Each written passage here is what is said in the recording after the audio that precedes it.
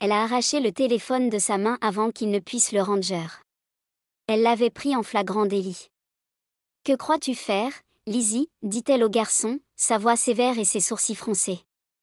Le gamin a immédiatement protesté alors qu'elle prenait le téléphone, mais elle n'avait pas l'intention de le lui rendre, du moins pas tant qu'il contenait des images inappropriées qui ne devraient pas s'y trouver. « Rends-moi le téléphone » dit le garçon, stupéfiant Lizzie. « Que vient-il de m'appeler » se demanda-t-elle. Il ne peut pas être sérieux. D'abord, il avait pris une photo inappropriée, et maintenant il avait l'audace d'utiliser un tel langage. Essayant de rester calme, Lizzie répondit, « Donne-moi ton code et je supprimerai les photos, sinon tu ne reverras pas ton téléphone pour le reste du vol. » Elle pensait chaque mot. Le garçon ne récupérerait pas son téléphone avant la fin du vol, et elle parlerait à ses parents. Elle n'avait pas consenti à être photographiée de cette manière, et les photos seraient supprimées, sinon elle envisagerait des poursuites judiciaires. Si enragée était Lizzie qu'elle ne remarqua pas les regards des autres passagers. Tous les yeux de la classe affaires étaient désormais fixés sur Lizzie et le garçon.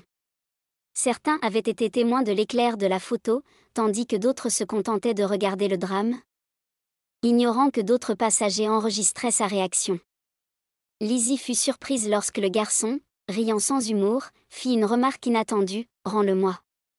Je te possède. » Tu n'es qu'une hôtesse de l'air, déclara-t-il avec arrogance. Mon père pourrait te virer instantanément. Lizzie le regarda avec un sourcil arqué. Le garçon, plein d'arrogance, semblait ne pas avoir de limite, et il semblait que sa compagne féminine ne le réprimanderait pas. Gardant son calme, Lizzie esquissa un sourire. J'aimerais bien voir ça. Passez un agréable vol et j'espère que nos services vous suffiront, dit-elle en s'éloignant en tenant toujours le téléphone, sentant le poids des regards de chacun. Elle s'efforça de rester calme jusqu'à ce qu'elle atteigne une zone moins publique. En entrant dans la cuisine où deux collègues se tenaient, les yeux écarquillés, Lizzie rencontra leur regard avec un sourcil levé. « Que se passe-t-il » demanda-t-elle en ouvrant le coffre pour ranger le téléphone du garçon jusqu'à ce que ses parents viennent le récupérer. Malgré l'âge du garçon, il s'agissait de harcèlement sexuel, et Lizzie ne le laisserait pas s'en tirer à si bon compte. « Oh mon Dieu, Clara » commença sa collègue. « Lizzie, que s'est-il passé » demanda Clara. Le front de Lizzie se plissa. N'avait-elle pas vu l'éclair ou entendu le bruit de l'appareil photo ? Ce sale gosse a pris une photo sous ma jupe. C'est du harcèlement et je ne le tolérerai pas, déclara Lizzie. Clara acquiesça en signe d'accord. Complètement juste, mais waouh, dit-elle avec un rire nerveux. Soudain, ses yeux s'écarquillèrent alors qu'elle regardait derrière Lizzie. Des réactions similaires de la part de Sarah et de leur autre collègue laissaient présager des ennuis. Que avait-elle vu ? Que se passait-il derrière Lizzie ? Quelqu'un toussa derrière elle, attirant son attention. À en juger par les expressions de ses collègues, cela ne présageait rien de bon. Ils s'éloignèrent rapidement avant que Lizzie ne puisse demander quoi que ce soit, revenant vers les autres passagers. Reprenant son souffle, Lizzie se retourna pour faire face à celui qui les avait effrayés. Derrière elle se tenait un homme d'aspect mature aux cheveux poivre et sel, attendant patiemment qu'elle se retourne. Lizzie lui adressa immédiatement un sourire et utilisa sa voix de service client. « Bonjour, monsieur, puis-je vous aider ?» L'homme lui sourit en retour. « Oui, vous le pouvez, mademoiselle Rodriguez, dit-il, la laissant perplexe quant à la manière dont il connaissait son nom de famille. « Je crois que vous avez quelque chose qui appartient à mon fils, dit-il. » Le cœur de Lizzie se serra. C'était donc le père du garçon. Elle avait espéré lui parler après l'atterrissage, mais c'était aussi bon moment que tout autre. « Voulez-vous que je lui rende son téléphone, monsieur ?» demanda Lizzie. Pensant que c'était sa demande, mais le père détourna le regard avec un sourire avant de secouer la tête. « Non, pas encore. Je suis là sous prétexte d'aller aux toilettes. J'avais juste besoin de te parler un instant. » Ces paroles suscitèrent l'inquiétude de Lizzie. Que voulait-il ? Sceptique quant à son intérêt soudain, Lizzie se demandait pourquoi il ne demandait pas encore le téléphone. Comme s'il avait entendu quelque chose, il sourit, lui serra la main et retourna à sa place, glissant quelque chose dans sa main alors qu'il le faisait. Toujours étourdie, Lizzie sentit le poids du papier dans sa paume. La poignée de main du père n'était pas seulement une politesse. C'était un échange discret. Elle jeta discrètement un coup d'œil à la note, son cœur battant la chamade de curiosité et d'appréhension. Que pouvait communiquer un homme comme lui si secrètement dans l'intimité de la cuisine? Lizzie déplia la note, ses yeux parcourant les mots soigneusement écrits, « Rendez-vous après le vol ». Message clair, intention obscure, mais la partie de la note était estompée, obscurine des informations cruciales. Son esprit fourmillait de possibilités. Était-ce un appel à l'aide? Une menace? En examinant l'estompage, Lizzie essaya de déchiffrer les mots obscurs, mais ils semblaient se transformer en formes indéchiffrables. Était-ce accidentel ou délibéré? Son imagination conjurait des scénarios dramatiques. Cette note cryptique glissée dans sa main de manière si sournoise l'intriguait et l'inquiétait. De retour dans la cabine, Lizzie pesait ses options. Rencontrer le père du garçon était risqué. Et si c'était un piège? Mais comprendre le comportement du garçon, comprendre les intentions du père, était tentant. Le devoir luttait contre l'instinct de préservation dans son esprit alors que Lizzie se préparait à la rencontre. Le poids de l'inconnu pesait sur elle. La note soigneusement rangée dans la poche de son uniforme semblait annoncer un moment décisif qui se profilait à l'horizon. Quel secret détenait le père? Quelle révélation l'attendait après le vol? L'incertitude était dérangeante, mais c'était un chemin qu'elle savait qu'elle devait emprunter. Dans le salon de l'équipage, Lizzie déplia la note devant ses collègues. Leurs réactions étaient variées. Certains l'encourageaient à le signaler aux autorités, soupçonnant un agenda caché. D'autres suggéraient la discrétion, compte tenu de la position influente du père. Le débat s'intensifiait à mesure que chaque membre de l'équipage projetait ses propres expériences et ses propres peurs sur la situation. Lizzie écoutait, son esprit tourbillonnant de conseils contradictoires, ressentant le poids de leur division. Les avis exprimés lors du débat parmi l'équipage ont monté en flèche, reflétant la turbulence à l'extérieur. Certains plaidaient pour une action immédiate, craignant des répercussions s'ils ignoraient la situation, tandis que d'autres recommandaient la patience, suggérant que faire intervenir les autorités pourrait aggraver les choses inutilement. La tension était palpable, chaque membre campant fermement sur ses positions. Lizzie se retrouvait à un carrefour, déchirée entre l'appel du devoir et les risques potentiels d'escalade de la situation. Elle se tenait au milieu de ses collègues, ressentant un conflit profond en elle. D'une part, sa formation aux politiques de la compagnie aérienne dictait une voie claire à suivre. D'autre part, les conseils de ses collègues de régler cela en privé résonnaient dans son esprit. La gravité de la décision pesait sur ses épaules. Devait-elle suivre le protocole ou écouter les conseils de ses pairs? Son rôle d'assistante de vol n'avait jamais semblé aussi complexe. Le désaccord de l'équipage reflétait la complexité de la situation. Lizzie réalisait qu'il n'y avait pas de réponse facile. Chaque suggestion était accompagnée de conséquences potentielles, et le poids de choisir la bonne voie reposait lourdement sur ses épaules. Elle réfléchissait aux implications morales, consciente que sa décision pourrait avoir des répercussions durables sur sa carrière, sur le garçon et sur le père. Après de longues délibérations, Lizzie décida d'attendre la conversation avec le père, malgré les conseils mitigés et les risques. Elle estimait que c'était la voie la plus prudente. Elle devait comprendre le contexte complet avant de prendre d'autres décisions. Cette approche lui permettrait de recueillir plus d'informations et de naviguer dans la situation avec plus de clarté tout en s'acquittant de ses devoirs.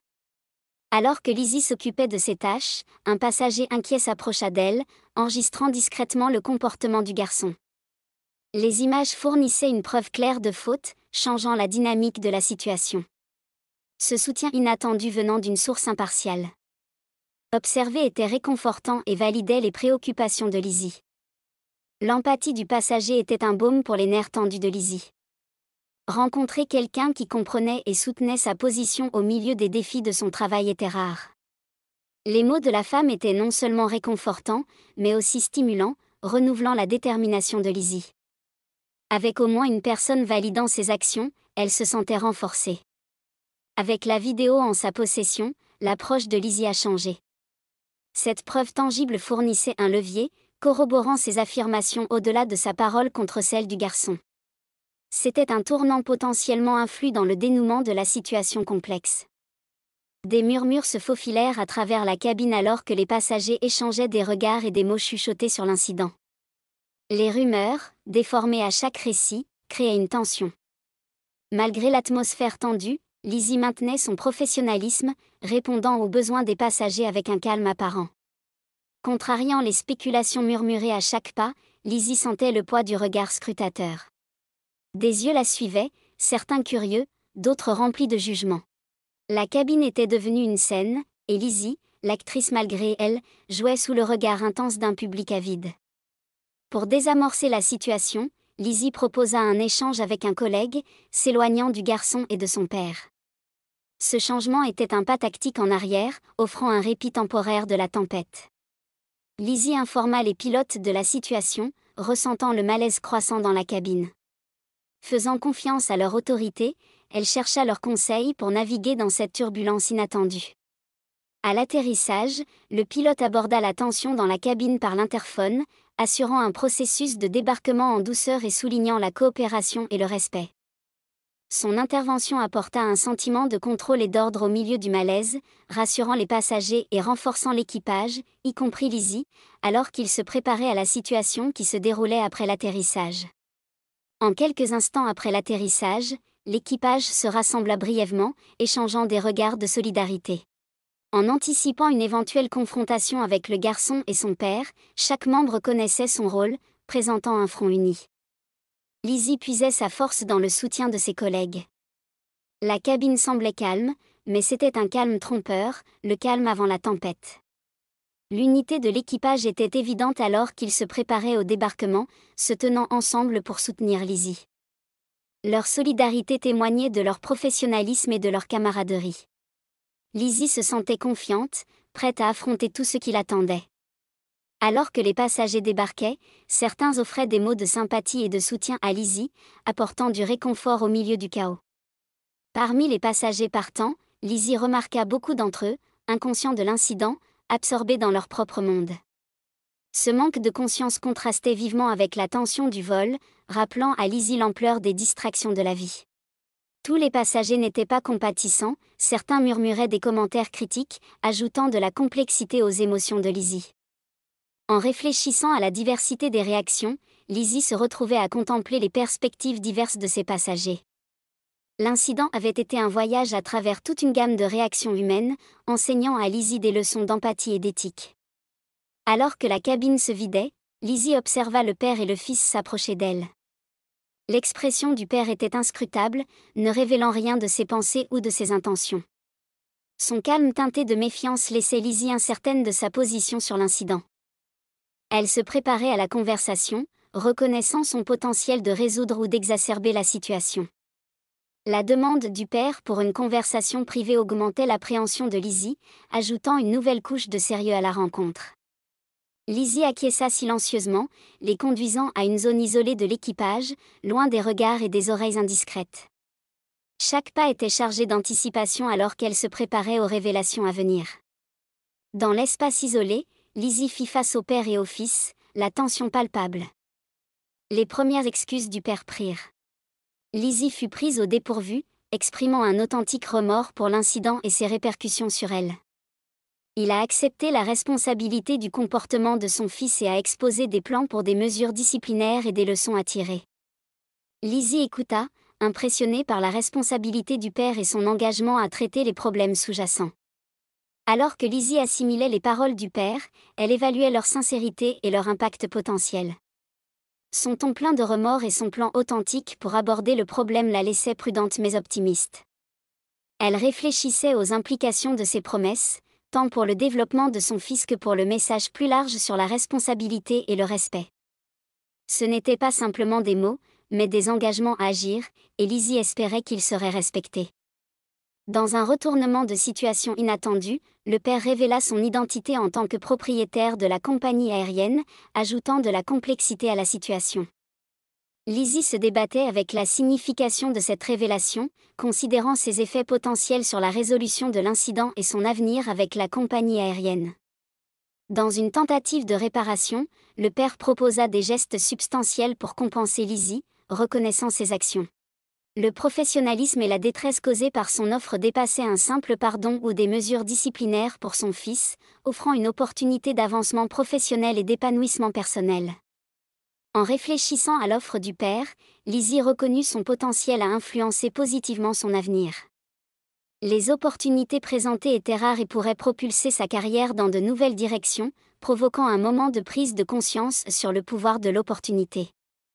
Reconnaissant le droit de Lizzie de poursuivre une action en justice, le père exprima sa compréhension de la gravité de l'offense et lui assura que son fils subirait des conséquences significatives à la maison.